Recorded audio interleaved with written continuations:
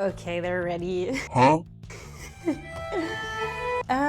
But these were my first. Admittedly, they're kind of looking Funny?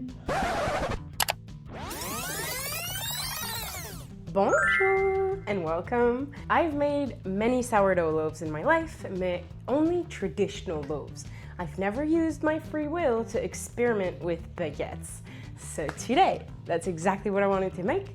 We're making baguettes. I started with 320 grams of lukewarm water. To that, I added about 100 grams of active bubbly sourdough starter. To that, I added about 500 to 520 grams of bread flour. Subsequently, I added about 10 to 15 grams of salt, 2 rounds of stretch and fold, and 1 round of coil fold. And now, this is the baby that we're left with.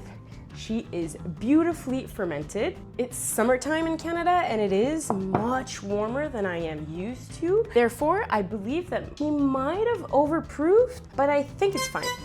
Anyways, we're gonna do the shaping process, which is the most interesting part of making baguette.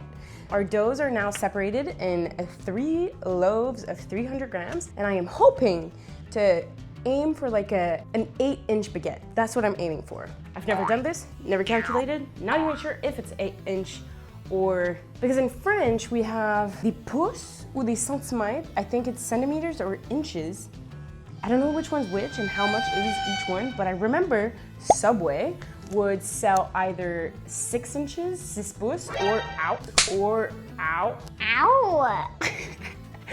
or 12 inches, the 12 pouces. And I remember 12 inches being way too much food for me and 6 inches being, leaving me hungry, you know? So I'm gonna attempt to make a piece of bread that's going to make the perfect length for a sandwich. And in my opinion, that's 8 inches. Now, we're just gonna make space for the shaping process.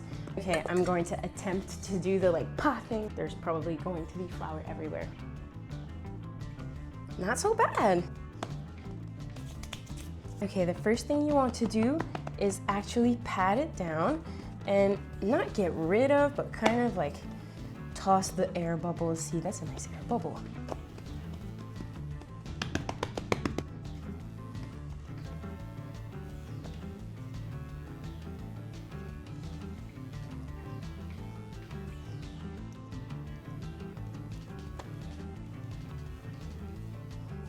Now we have 3 beautiful baguettes. All we have to do is put them to rest until tomorrow morning in their little individual baskets, and that's it.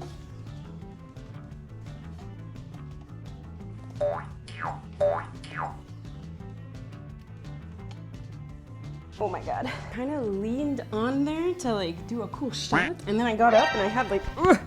Anyhow, I forgot to mention that I don't have any fancy equipment to make baguettes. Whoops, but as I've said in my previous videos, you rarely really need any piece of equipment to start making any bread.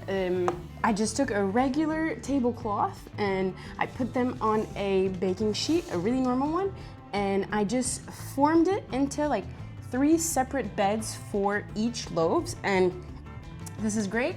I'm gonna put it in the fridge, cover it up properly so that it doesn't have too much contact with the air. You don't want it to dry up. And tomorrow morning, first thing, we're gonna bake them. The process of letting them cold ferment in the fridge overnight really helps to develop flavor, but I must admit, maybe I'm a fraud. I've never tried it not fermented, so maybe the taste isn't really that different. But my sourdough is always delicious, so maybe it's because I always cold ferment it in the fridge overnight. But I'm pretty sure that if you wanted, you could just bake this as is. I don't know why, I feel like it needs to cold proof, always. Anyways, I'm gonna put this in the fridge and I'll see you tomorrow morning. Good morning, it's the next day, we're baking the baguette. I just wanna start by saying, I'm in a rental house and I did not choose my appliances, and tragically, my oven is not a convection oven and it just bakes, and it bakes really poorly. One day, I'll make a video of a focaccia baked in my oven and a focaccia baked in my mini oven, and the difference is undeniable, really. It's it makes a world of a difference. Anyways, because I've put already so much love into my baguettes, I want to give them the proper heat. Anyways, I'm going to use my mini oven that has air frying capabilities, like a convection oven, bake, everything. It has everything, it's just much smaller.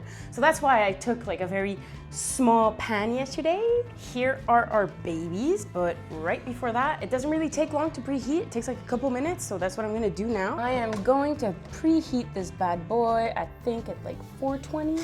Now we're gonna look at our babies. Ooh, they flattened out. Like they kept the perfect shape, but this one kind of flattened out, and that's okay. So I'm going to attempt to transfer these 3 onto parchment and keep the same size. I'm gonna flour them, dust them, score them, bake them. Okay. Are they sticking? Okay, no. Ooh, I got scared. They do feel like snakes. Huh? Ew, I don't want to break it. Okay. Okay. This one was like really large, so I gave him a little tucking. Now to the last one. Okay. They're kind of like worryingly pretty flat, and I think I'm gonna tuck him in.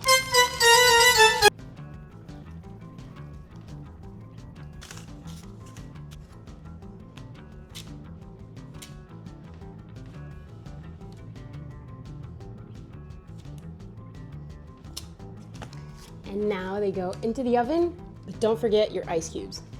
Okay, and this boy here.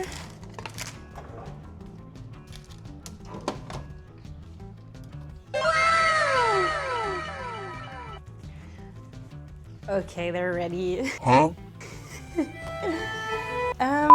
Admittedly, they're kind of looking Funny? I didn't score them nearly deep enough. Like, one of them, you can clearly see that like, it could have been deep enough, but it's like not at all. I feel like there's one score that was deep enough, and it's this one. I also feel like I over-baked them, but these were my first. See, like this one is scored properly, but this isn't a proper score. This is a proper score, but this isn't. This is a proper score, but like here it's lacking, so.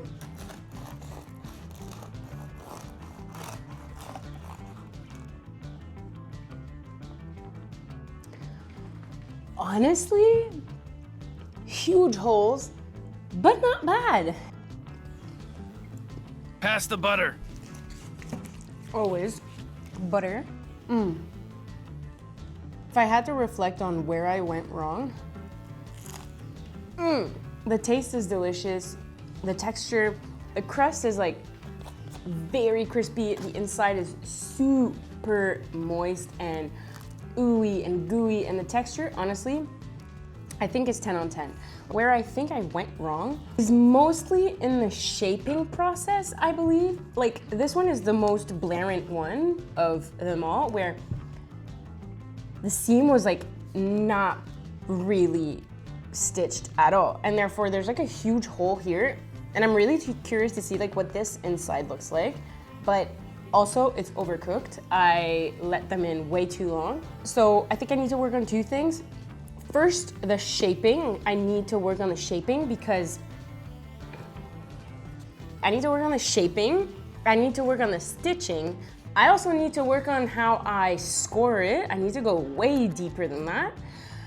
I think I need to work on how I cook them, because they went from like looking undercooked to overcooked in like a matter of 5 minutes, and I'm not so sure why. So this is it, guys. This is my failed attempt at making baguettes. If you can call this a fail, because to me, I'm gonna be eating happily very ugly but delicious baguettes for the next 2 days. But I'm going to be attempting this again, and I'm going to keep you posted. And if you see a video of I succeeded, I'm talking about the baguettes. If you don't see another baguette video, it's because I probably never succeeded. But I will keep making sourdough adventures for y'all. Anyways, I hope you have a great Sunday. I hope it's as beautiful in your city as it is in my city. And I hope you try to make a sourdough soon. I hope I influence you to try sourdough. And if not, I'll be posting more videos of me cooking for myself throughout the week. And if you have any questions or special requests, feel free to comment them down below. I've had a couple sourdough projects on the... I've been eyeing some bagel recipes, donuts. I've been really wanting to make like big, fluffy ciabatta bread. Ciabatta bread, whoa. In French is ciabatta. Ciabatta? Ciabatta? Anyhow, many sourdough projects coming. On that note, take care, and I'll see you next time.